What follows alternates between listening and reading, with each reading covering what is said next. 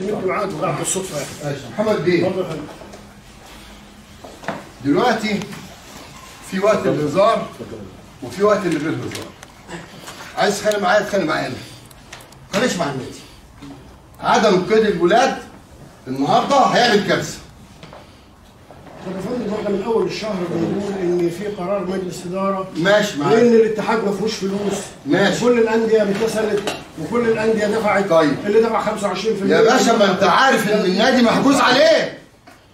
انا محجوز على 70 مليون. هل انت تصور محمد بيه ان انا هتاخر؟ محجوز على 70 مليون. ويقول لي هات كاش. انت عارف ان المخالفه اللي جات لنا احنا كنا بنحط الفلوس في الخزنه. فانا هعمل لك بقى حاجه تريحك دلوقتي. انا ليا الراجل ده لسه مدي اسوان دلوقتي 5 مليون جنيه من ساعه. ما حصلش يا محمد بيه. ما الراجل واقف تحت، ما هو جريبي اساسا. ما انا عارف ليه ما حصلش. طب ما هو قال لي والله وبعدين يا ليه واخد شيك. وبعدين سبتك يعني الساعه 11 دلوقتي، يعني ده انا جاي بالصدفه. طب اقول لك يعني اساسا انا عشان نخلص من الموضوع ده. اتفضل. يا بيه عملت ايه؟ يا بيه عملت ايه؟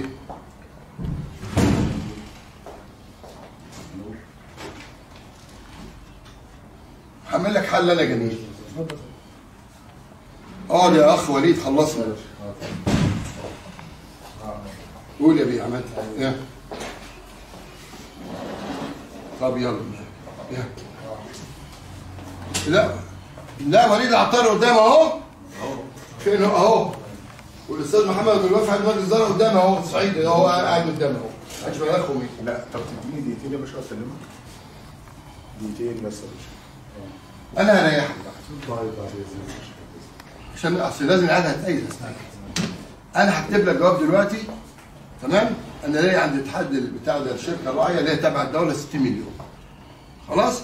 انت انا اعمل لك شيك بكام؟ انا لسه ما شفتش كده. 5 واثنين. لا سيبك من الرسوم. خلينا في 5. هكتب لك دلوقتي حوالي حق ب 10 مليون.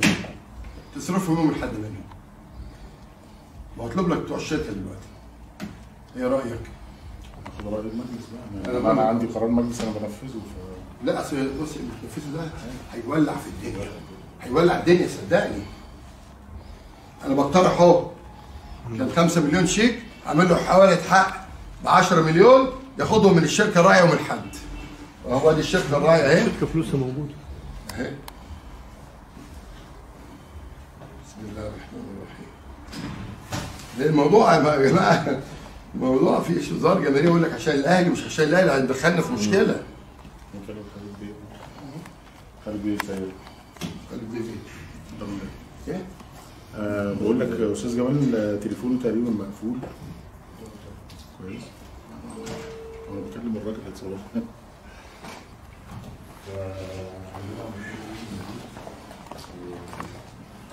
بيتكلم دلوقتي بيقترح بقول لك ايه يا حبيبي دلوقتي كلمت مين؟ سيف؟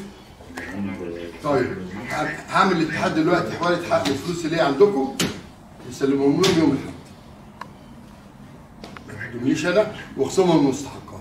تمام كده يا استاذ محمد؟ ده مين ده يا فندم؟ ده المدير المالي بتاع شركه ده يمشي الكلام ده يا ست المستشار؟ ياخد الماء اللي قاعد على المجلس